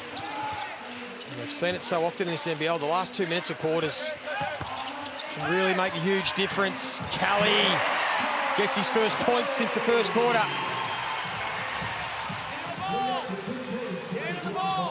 Keeps the Breakers at bay. Brown wanting to quickly answer. And again, he'll go to the free throw line. He's only 2 of 6 from there tonight, though. They've left 8 opportunities lying at the free throw line, but I like that from Barry Brown Jr. They're going to crawl in and apply pressure, get on the front foot. Yeah, his quickness, there's not too many players that can stay in front of him, especially that far away from the basket. Put some pressure on the defense, draw some fouls, and if not, kick it out to open shooters, get the team going.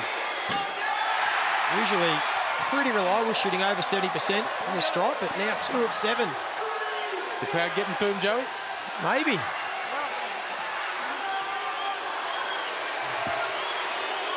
Potentially just feeling the pressure a little bit.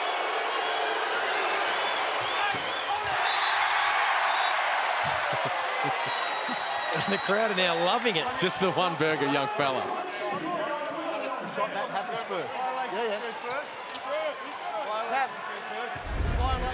So now 2 of 8. Does he officially have the yips at this point, Rowdy? Just about to ask. It's a tough stretch, 2 of 8.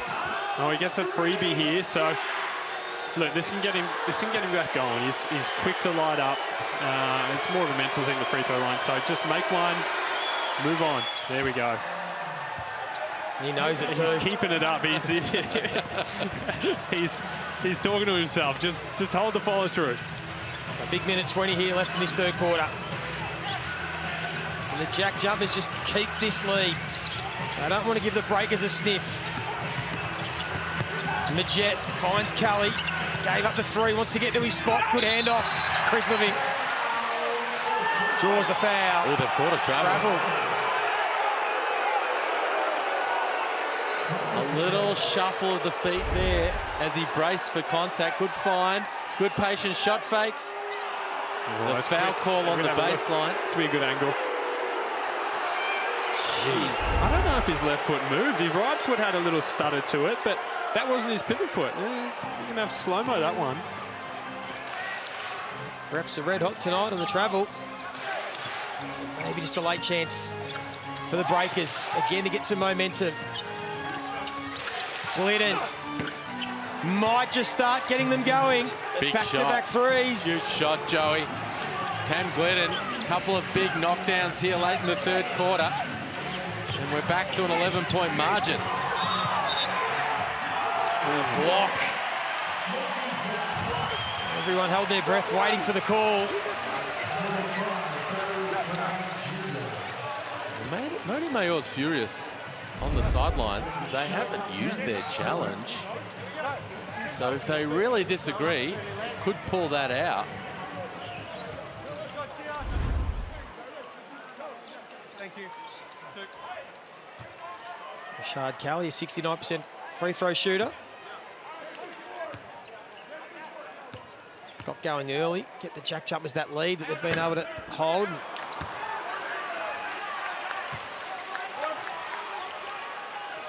Maybe a chance for the Breakers.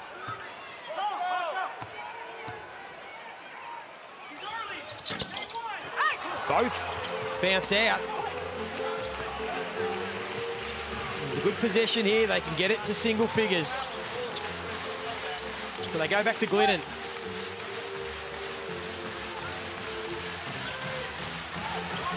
Barry Brown with Majed on him. There's going to be a foul off the ball.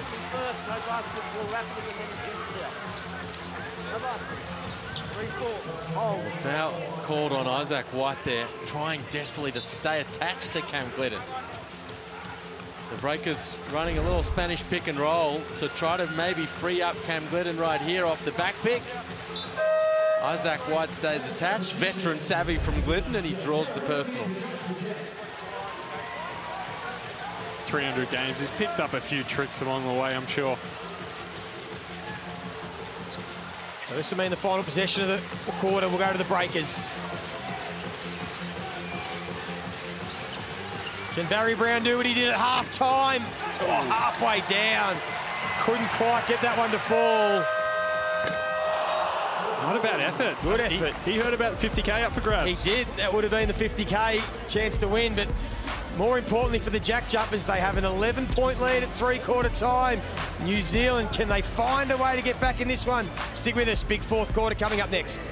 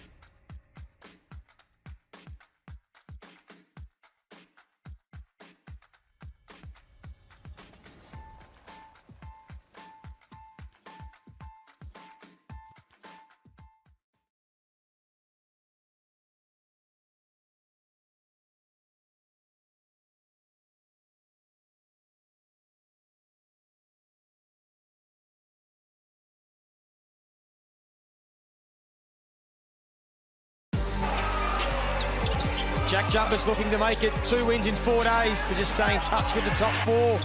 The New Zealand Breakers, they're coming off their 18-day enforced break. Do they have the legs to find something in this fourth quarter? Important game for both these sides. The Tasmania JackJumpers will be mightily pleased with what they've done so far in 3 quarters. But one thing we do know, Ryan, with these fourth quarters, anything can happen. Anything can happen. It's 11-point game. That's not a lot, but Tassie are really good at grinding out these kind of wins. So as long as they take care of the ball and keep New Zealand off the offensive rebound, they're in a good spot. And we say that, Liam, because we have seen the JackJumpers. We know they close out games well, but there have been a couple of games recently where they've struggled to score in fourth quarters. Well, Milton Doyle will be the guy they'll play through. And of course, they've still got Will Magnay to come back into the game. Both those guys operating with 3 fouls. There is Doyle. Great hustle. Way to get an extra possession. Oh, it's only 0.2, but still, you love to see that. Never giving up, always chasing the extra possession. So I'll just check the clock.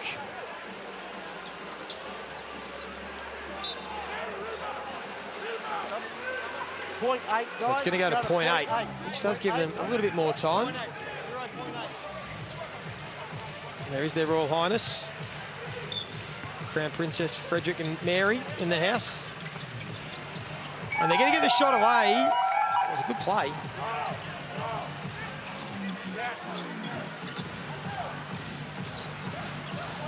New Zealand strike early. Brown thought about it. Kicks it out to Brantley. Glidden. No Abercrombie it is. Brantley lost his footing, was able to regain it, regather, and then a good finish gets him back within 9. Crafty. Just fall to the deck, fool everybody. Up he gets and finishes at the cup. He's got 14 now, Brantley, and he's a guy that is poised to have a big fourth quarter. You get the feel as Kelly answers down the other end. McVeigh hasn't been able to handle Brantley. He's hardly played, really. 11 points, hasn't been able to get going at all in this game. Ready to check in right now. Maybe wise to play through Brantley a little more, the Breakers. Gary Brown Jr. with a tough shot. Vodanovic will get the foul. Foul, green 4. Pull down on the rebound. It's against Isaac White. He's third. This is where the JackJumpers end up with a pretty small lineup. Magnay not in. Now Krislovic comes out. So Kelly and McVeigh at the 4 and the 5. Yeah, Kelly was saying Brantley just for the matchup, but McVeigh's had some foul trouble, hasn't played a lot of minutes. He's important for them scoring the ball, so he needs to be on the court. Brantley with the wild shot.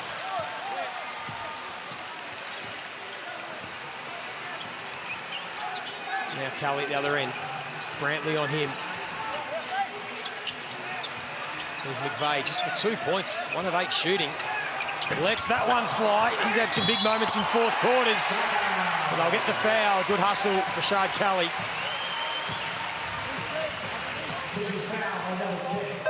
Well, that's their 15th offensive rebound, the JackJumpers. They got the 13 from the individuals. They got 2 team offensive rebounds. That's a whole bunch of extra possessions. You throw in the 15 turnovers from the Breakers as well. And they've had a whole bunch extra shots. The JackJumpers 57 field goal attempts to New Zealand's 42. 15 more shots, and really they've shot 1 extra free throw as well. So it's the tail of the tape in this one so far. They have well and truly dominated the possession game. New Zealand are lucky to be only down 12. It could be a lot bigger with that kind of discrepancy, but Tassie's struggled to shoot the ball from 3, 6 of 25. Not great numbers, but they're in a great position, and they've been able to fix and cover those mistakes with extra possessions. Try and take it out of Liafa's hand again. You got Glidden and Abercrombie on, not point guards, as you'd sort of say. So if you can get out of Liafa's hands. There's a steal by Doyle. Like that, just take it out of his hand. He literally took it out of his hand. I'm glad they're listening to me. I know what I'm talking about. And then off the glass with a beautiful touch, Milton Doyle. That's a really big play. Wow, just creating something out of nothing there, Milton Doyle. Quick hands defensively. Just making him turn in the backcourt, gets his hands on it, and then says, you know what? Let me go to work, kiss this off the backboard. Beautiful from Milton Doyle there on the Amy replay. Of course, we know how good a scorer he's been this year, Milton Doyle. Since round 5, he's the number 4 scorer in the competition. Abercrombie, that was important. Needed that one. And again, a bit going on off the ball. Maybe against Jarrell Brantley. Just his second personal.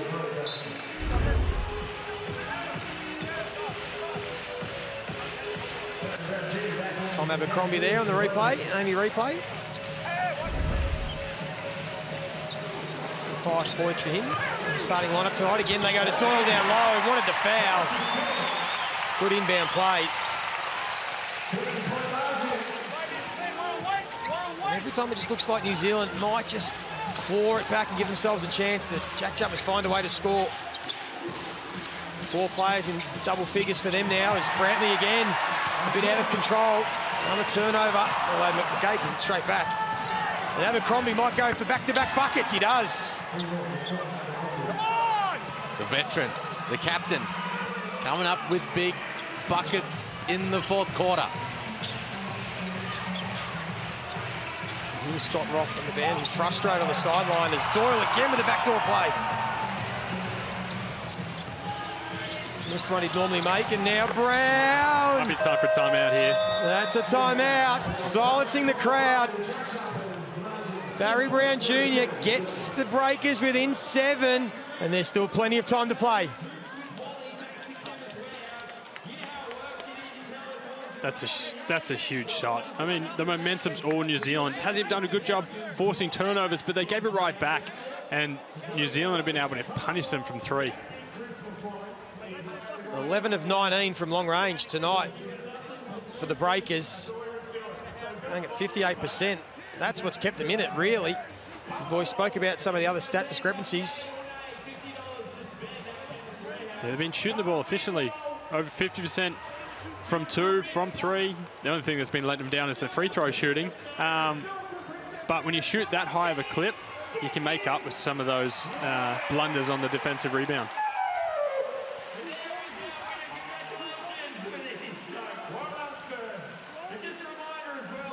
So they're shooting just as well from the 3-point range as they are from the free throw line this game, the New Zealand Breakers.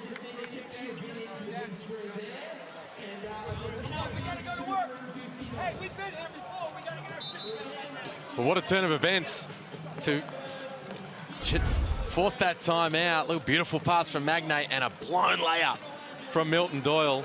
And then the Breakers make them pay for it. Barry Brown Jr. lines up the 3-ball. And we've got a 7-point game. Let's go, fellas. Just left the door slightly ajar. The JackJumpers, a turnover. Missed layup. And now all of a sudden it's game on.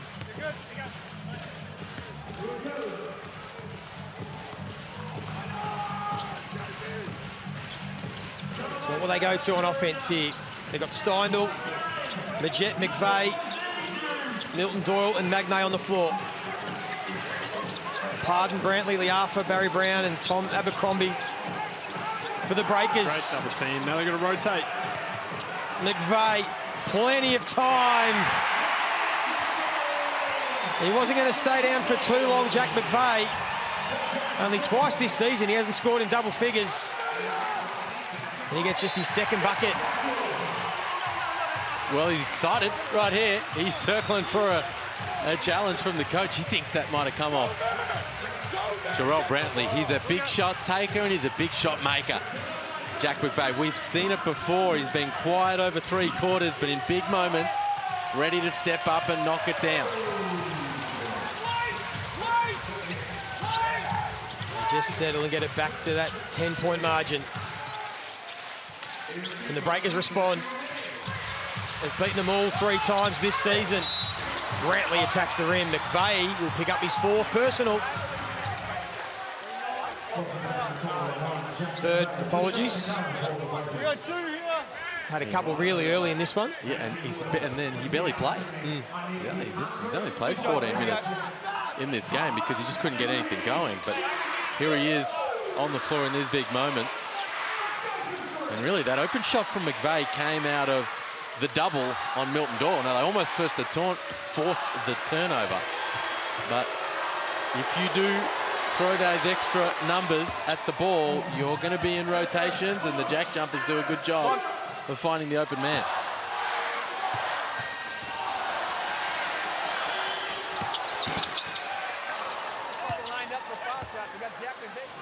And they'll be aware, the Jack Jumpers, that New Zealand are clearly the best fourth quarter scoring team in the competition. +7 differential on their opposition. Clearly number one. So they'll keep coming, the breakers. So the Jack Jumpers will have to keep scoring. And it's McVeigh again. There it is again. Will Magnay reading it beautifully, getting out of that screen early to punish the double, and drops it off to McVeigh in the paint. Here's Brantley again, but good swarming defence from the Jack Jumpers. And they turn it into offence, will they? Majette thought about it. Abercrombie got the hand in. Wide open now, Steindl. He's not going to get a better look than that. No, he's been quiet tonight. He hasn't been able to find his stroke from outside. And Barry Brown so frustrated himself, missing an easy layup.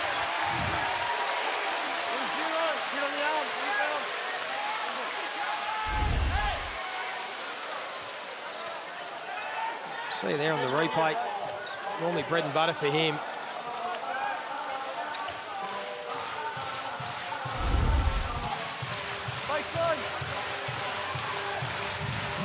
Derek Pardon hasn't quite been as effective as he was early in the game since he sort of rolled that ankle. Still just the 8 points and 6 boards for him tonight. Down on his season averages. They've just been so stingy, the Jack Jumpers, with their blockouts. It's just 3 offensive rebounds for the Breakers in this game. 2 of those team offensive boards and none in this fourth quarter. And Pardon hasn't been able to get any of his own, so really, really tough going for Pardon on the interior. And now time's starting to become an issue for the Breakers. 10 points down, 4.5 minutes to go. Good ball movement from Tassie, and Majette knocks it down. He's pumped, the crowd are up and about, and that's going to make it difficult now. Good solid game from Josh Majette tonight. He said he'd struggled against New Zealand. Abercrombie knocks down his 3rd 3 of the quarter. when you're hot, you're hot. Get him up. Technical foul for delay of game. 1 shot, bring it back. Hey, he's a war. A delay of game against the Breakers. Send Majette to the free throw line for an extra point. Yeah, and then you just drop the ball. You did the foul. Here we go, Josh. You are really got one way to go about it, huh? Doesn't make them pay. Modi Mayor, I should say, not happy with the refereeing tonight. Well, it's been physical. There's been a whole bunch of fouls, but there's 1 foul between the teams in the differential, and there's 2 free throws separating them. So they've called it pretty fair both ways. Not that the numbers always tell the story, but it's been a grinded out physical affair as we expected. They go down to the post to McVeigh. Brantley got the hand in. Shot clock down to 5. Another spin move from McVeigh. What a tough bucket. And he's stepping up when they need him in this 4th quarter. That is tough. We know he's going to pick and pop and be open and knock shots down from long range, but that was strong work down low to score in the block. You got to trust your best players in the most important parts of the game, and he's really come up and delivered. Ooh, got away with one, I think, there. That's what you talk about. Liam hasn't got any of them tonight, really.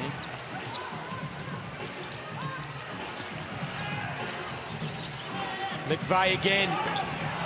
Just brims out as Steindl will win the ball back for his team. Great hustle, and it's right in front of our man, Adam Gibson, courtside. The crowd here is absolutely electric, and plays like that is what they live for down there. Taswegians, hard work in blue collar. I want to ask Rowdy a question. He mentioned before about wanting to see the post players go to work. I know he was lying 100%. For me, Cam Glidden and Tom Abercrombie, they need to get way more of the ball. I think they're 3-3 from the three-point line each. For me, Rowdy, I think they need to get more touches to provide more scoring from the Breakers. Mate, I'm not going to go against you then. Anytime you can find shooters more shots, I'm all for it. So they've lit it up tonight. And you're right, look, they've been struggling elsewhere. Those two have been able to make some shots. Abercrombie 3 in this fourth quarter. Get it back to him, find him another good look. So on the inbound, Clint grabs the ball and the turnover, steals it, runs out of bounds, throws off his leg. For it to be a turnover, I need to have control. I never had control of the ball. You had the control after the basket, Modi. I'm asking, did Derek Gordon have control? On the inbounds pass, There was no inbound pass. There was no rebound. He picked it out. There was no inbound pass. I've tried to explain it to you, But there was you're no not inbound listening. pass. There was no inbound pass. It was off the rebound. Go look. Can you talk us through that, boys? Who's in the right there? Don't look at the player to talk about referee decisions. Leave it over to you. Well, so they're arguing whether that was whether Derek Pardon had possession. It's not acceptable. We're doing our job. Let us do it. Stay there. All right, come over, Barry. Yeah, I was trying to get a read on exactly the point that he was making. Another backdoor opportunity. It's going to go to the Breakers. I think this time. Massive possession here. Sorry, Rowdy. No, you're fine. This is the opportunity right here. No, I think he was talking about because it was off an offensive rebound, they didn't gain possession before Clint Steindl tipped it out, whereas the referee was saying that it was an inbound pass, that there was a pass. So it was just a confusion. What did he want on the clock? He wanted 14 because he thought it was after an offensive rebound that Tassie should only have 14 instead of a full clock. But you're right, this is a big possession. This is an important 3 minutes, and especially this one, to get him under single figures, builds momentum. Where do they go on this possession? Abercrombie's in the corner, Le'afa's been hot. And he's going to draw the foul, and he'll get the chance for 3 free throws. Well, that's massive. Clock stops. Chance to tick the scoreboard over without losing any time. And you can understand why Majette was trying to really be close on that contest. The upper 4 of 5 from long range. And he was just a little overzealous. Gives up 3 freebies. Knocks down the first. We know with Hungry Jack's NBL, you can whopper your way to LA, grab any large burger meal at Hungry Jack's, enter your receipt code to win 4 tickets, flights, spending money, and accommodation to a basketball game in the USA. Get your entries in now.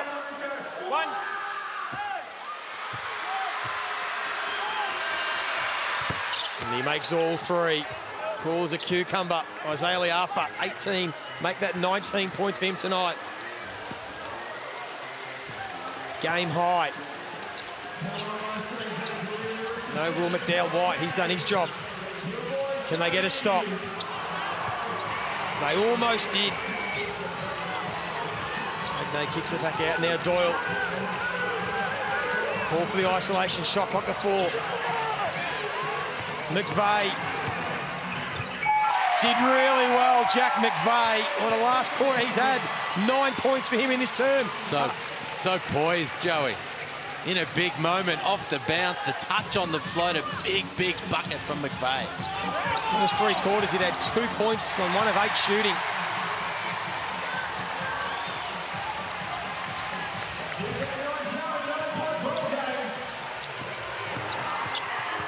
Again, he looks to be aggressive.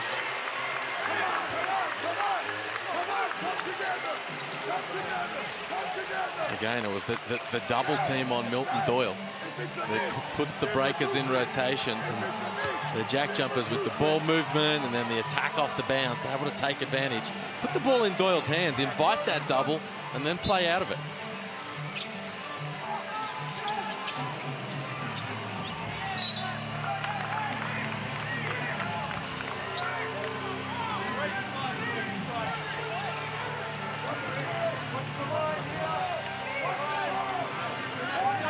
Modi Mayor still animated. He still thinks they can win this from here. must get a stop. Again, they double Doyle. They want it out of his hands. And Steindl stepped out of bounds. They missed the man that they need to find out of those actions, which is Magnay. He's the guy rolling down the middle, and he's available. There you see him underneath. And there you see Clint Steindl stepping over the sideline. So timeout called. Of course, as part of the festive season and the Christmas, both these teams, the Tassie JackJumpers and the New Zealand Breakers, well, they wished all their fans a Merry Christmas. Merry Christmas to all the JackJumper fans out there, and especially my family here in Tasmania with me and back home in Chicago. To all the JackJumpers, to all the NBL fans, have a very, very Merry Christmas. Merry Christmas from across the world as I'm here in Tasmania. Just hoping you guys are able to enjoy your family today. To everyone who celebrates Christmas, Merry Christmas to the JackJumper family. Hope you have a great day and get to spend time with the ones you love. Merry Christmas to all the Breakers fans. I hope you enjoy it with your family, your friends. Merry Christmas to all the Breaker fans and family back home. Merry Christmas to all the Breakers fans, and especially my family and friends back home. Hope you enjoy it. Merry Christmas to all the basketball fans around the world, especially New Zealand, and also to my family back home in Brisbane. And a Merry Christmas to all the NBL fans that have enjoyed 13 straight days of basketball. Liam, how good's it been? It's been epic. You been holding up okay? I'm okay. I'm all good. I'm loving it. Of course, it continues tomorrow to complete round 12. The Brisbane Bullets taking on the Perth Wildcats at Nissan Arena. Let's get down. Adam Gibson, courtside. Yeah, the Breakers, Tom Abercrombie's been great in this fourth quarter, so look for him to come off a pin down on the right-hand side and shoot a three. If he doesn't have it, he'll flick it back to Barry Brown Jr. for a bit of long ball. Well, makes sense. That's where you go. He is 3 for 3 from long range. Abercrombie and Glidden still going at 100%, 5 from 5 between them. Liafa, of course, 4 of 5. They've shot nearly 60% from three-point territory, the Breakers. So let's see the play. There's Abercrombie off the screen. Lets it fly. It was halfway down. It's a good look. Great drawn-up set. Great look. Everything you could want and halfway down. That's a tough one. They forced a turnover. Barry Brown, he's going to take the three. Good defense. They got the hand in. Liafa's 4 from 5. He misses as well. And that might be it now. Times against the Breakers. They're going to draw the foul. Committed. Derek Pardon. Well, they're over the limit, the Breakers, so it'll be a parade to the free throw line now to close it out for the JackJumpers. Step up to that stripe and knock them down to ice the game. Great effort from the JackJumpers. Their 3 losses to New Zealand this year, they've averaged the 67 points. They're going to shoot over 90 tonight in front of their home fans.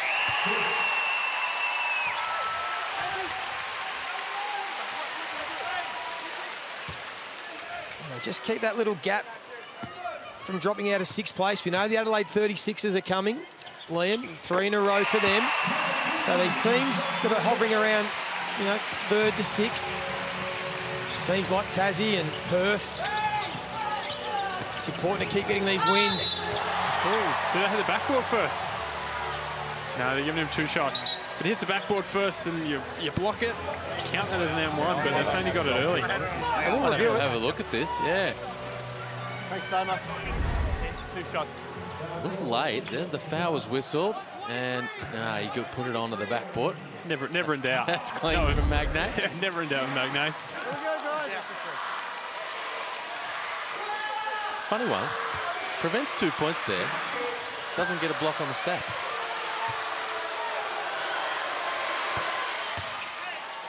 Good point. Do you think Murdy Mayor's pondering that right now? Top of his list of things, I think. As we said, they've got a little bit of a break now, New Zealand. They don't play again until next Wednesday, January 4. Back at home against the Perth Wildcats. That's a huge game. as McVeigh thought about it. Cleverly, he's going to take the full shot clock. They know they've got this one in the bag, the JackJumpers. Good find to McVeigh. 11 points in the final quarter for Jack McVeigh. And they've been able to keep the Breakers at bay pretty much from late in that first quarter.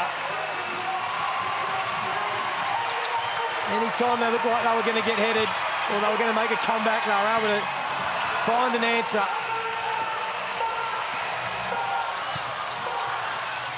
The crowd get to their feet.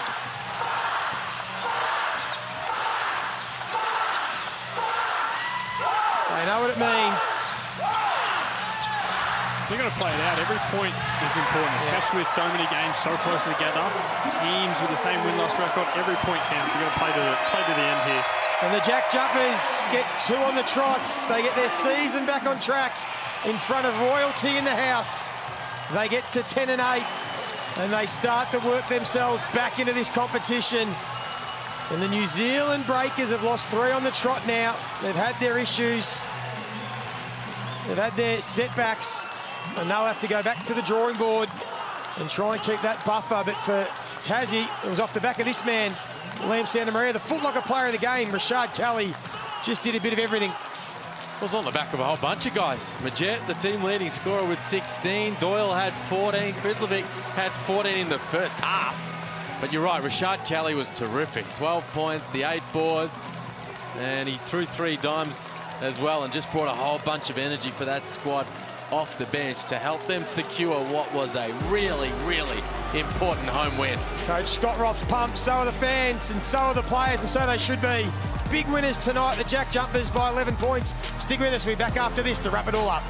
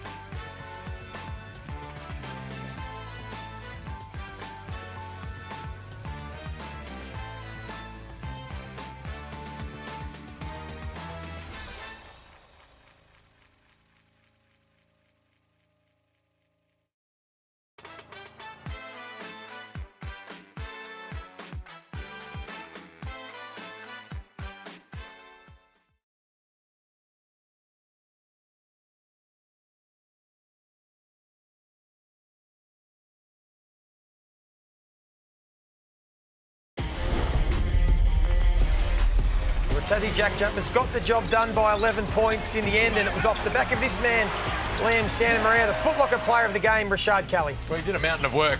Kelly came in off the bench and just his all-round game just helped get the job done. I mean, they had a whole bunch of really solid contributors. Josh Majette was terrific tonight. 16 points, 4 dimes. He had 5 steals, Josh Majette. But Rashard Kelly, one of the main guys to really just keep getting the job done all night long, including that missed free throw, which wasn't a particular highlight for the big fella. But he had a nice game, 12 and 8 with 3 assists, and just a nice, efficient, strong, tough game from Rashard Kelly. One of 5 players in double figures for the Tassie JackJumpers. Once again, it was just an even team performance. When we take a look at the standings and what that means now for the competition, Ryan, we spoke about it pre-game. New Zealand have now lost 3 on the trot. The JackJumpers have won back-to-back games, and all of a sudden, that top half of the ladder just starts to get even more compressed. It does. It brings them another game closer to the rest of the pack. Top 2 is where you want to be, getting out of those playing games, getting the bye through the first week. So it's just going to get more interesting from here on. You know, we've got about a month and a little bit left of the season, so important games, every one. It continues on tomorrow night with Brisbane Bullets take on the Perth Wildcats. We see there, Liam, they've won 4 on the trot, the Wildcats. They could make it 5 on the trot, but we hope you enjoyed the game tonight. We certainly did. The JackJumpers, they were impressive winners by 11 points. Thank you, Ryan Brockhoff. Good luck with your injury. Thank you, as always, Liam Santamaria. Hope you enjoyed it. The JackJumpers, big winners tonight against the New Zealand Breakers.